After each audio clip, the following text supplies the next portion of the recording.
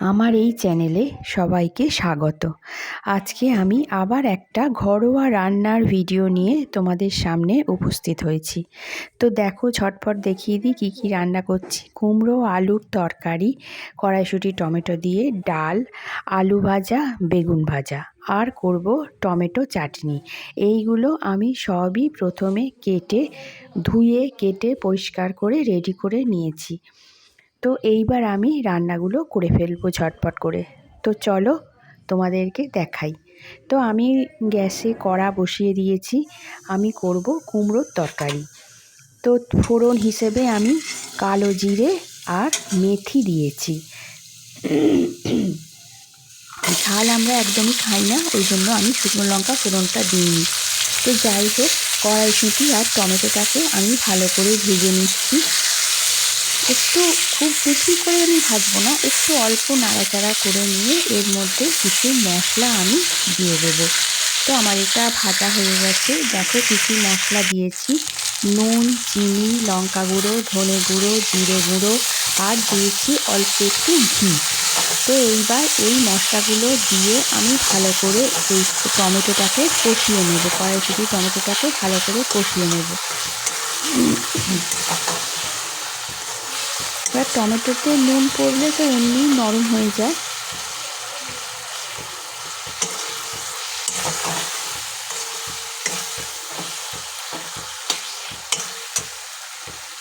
তো ভালো করে কষিয়ে নেবার পর আমি এর মধ্যে এইবার কুমড়ো আর আলুটাকে দিয়ে দেব। প্রথমে কুমড়োগুলো দিয়ে দিলাম। এইবার কুমড়োগুলোকে ভালো করে ভেজে নিয়ে তারপর আলুটা দেব। তো কুমড়োটা একটু নাড়াচাড়া করে নিয়ে এবার আমি আলুটা এর মধ্যে দিয়ে দেবো। তো আলুটা আমি দিয়ে দিয়েছি। আর আমার দুটো বিনস, এটা বিনস দিয়ে আমি তরকারিটা করছি না, কিন্তু দুটো বিনস দেখলাম রয়েছে ঝুড়িতে, তাই ভাবলাম না কুচিয়ে দিয়েছি বলে বিনস দুটো কুচিয়ে দিয়ে দিয়েছি। তো যাই হোক, আমি এইবার এটাকে ভালো করে কষিয়ে নেব। কুমড়ো আলু ভালো করে মশলার সঙ্গে কষিয়ে নেব খানিকক্ষণ ধরে। একটু সময় নিয়ে কষাতে হবে, কেননা যেহেতু কুমড়োটা আমি তেলে আলাদা করে ভেজে নিইনি, একটু সময় নিয়ে ভালো করে কষিয়ে নিতে হবে। এইবার আমি এতে একটু অল্প জল দিয়ে দেব। আমি কিন্তু কোনো রকম গরম জল ব্যবহার করিনি, একদম সাধারণ টেম্পারেচারের জল, যে জল আমরা খাই সেই জলই কিন্তু এতে দিয়ে দিলাম। এইবার এটা ফুটবার জন্য একটু অপেক্ষা করব।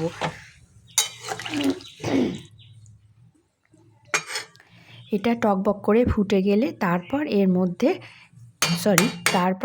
এতে একটা ঢাকা দিয়ে দেব। তাহলে কী হবে, সেদ্ধটা ভালো হয়ে যাবে।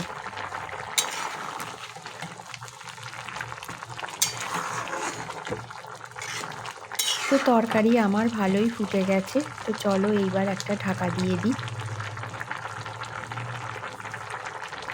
ঢাকাটা দিয়ে মিনিট 5 মতো রাখবো, রেখে তারপরেই আমি ঢাকাটা খুলে ফেলবো। তো দেখো 5 মিনিট হয়ে গেছে, আমার জলটাও শুকিয়ে গেছে আর কুমড়োটাও আলু সব সেদ্ধ হয়ে গেছে। এইবার নামাবার আগে এতে একটু গরম মশলা দিয়ে দেবো। আর এই গরম মশলাটা কিন্তু আমি বাড়িতেই তৈরি করি। এই গরম মশলার লিঙ্কটা আমি দিয়ে দেবো। যারা দেখতে ইচ্ছুক তারা দেখে নেবে। ঠান্ডা লেগে গলাটার খুবই অবস্থা খারাপ গো। তো যাই হোক, আমার এই ভিডিওটা কীরকম লাগলো অবশ্যই কিন্তু বলবে, লাইক করবে, কমেন্ট করবে, আর আমার এই চ্যানেলটাকে সাবস্ক্রাইব করে দিয়ে আমার সঙ্গে থাকবে। আমি এখানে এই রকম অতি সহজ পদ্ধতিতে ঘরোয়া রান্নাই পোস্ট করি। তো কুমড়োর তরকারি আমার রেডি হয়ে গেছে। গরম মশলাটা দিয়ে দিলাম। এইবার একদম জলটা শুকিয়ে গেলে আমি এটাকে নামিয়ে নেব।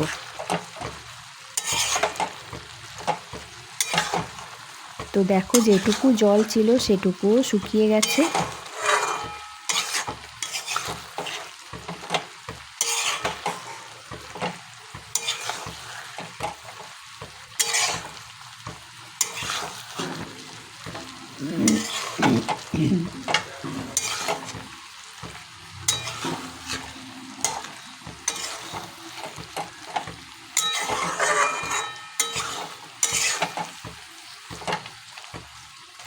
এইবার আমি এটাকে নামিয়ে ফেলবো।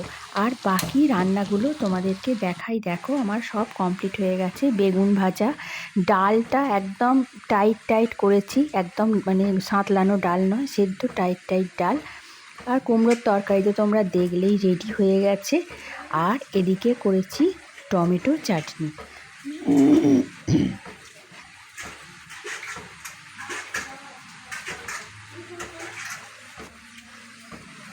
এই দেখো টমেটো চাটনিটা একটা আলাদা কড়াই করে করেছি। তো চাটনিটা একদম টাইট করে করিনি, একটু রসা রসা রেখেছি। তো আমার এই ভিডিওটা তোমাদের যদি ভালো লাগে অবশ্যই কিন্তু আবার রিপিট করলাম, সাবস্ক্রাইব করে আমার এই চ্যানেলটাকে আমার সঙ্গে থেকো। তো ঠিক আছে, আজকের মতো এইটুকু রাখি, টাটা।